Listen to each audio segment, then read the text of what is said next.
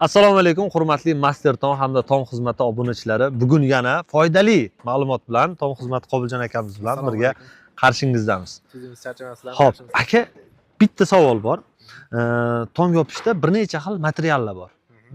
Bunga misol keltiraylik, shifer bor, profnastil bor, metal cherepitsa bor, gibki cherepitsa bor. Qanday obyektlarga qanaqa materiallardan tom yopgan yaxshi? Bir o'sha haqida ham ma'lumot beraylik, foydali bo'lsa. Assalomu alaykum, hurmatli Tom xizmati hamda Master Tom obunachilari.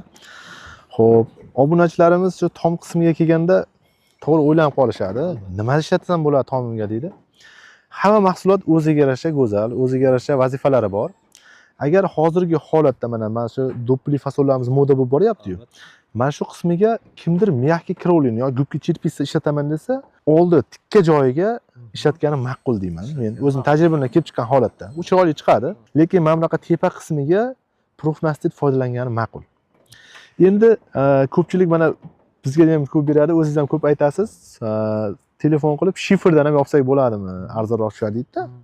Ko'pchilik dadasi shiferdan yopib bor, shiferdan. Hamma ham imkoniyatdan kelib chiqib so'raydi. Ular u insonlarning u mijozlarini to'g'ri tushunish kerak. Hamma o'z imkoniyatdan kelib chiqib so'raydi. Albatta, shiferdan ham yopsa bo'ladi. Qanaqa joylarga? Qarang. Mana shu tomimizni, mana shu qismi shiferdan foydalanib bo'lmaydi. Ko'rib turibsiz, tomimiz tepasida yotiqroq, oldi tikka. Bu joyimizga oldiga ishlataman desangiz, oldida figurasi ko'p, shiferimiz sinib ketadi.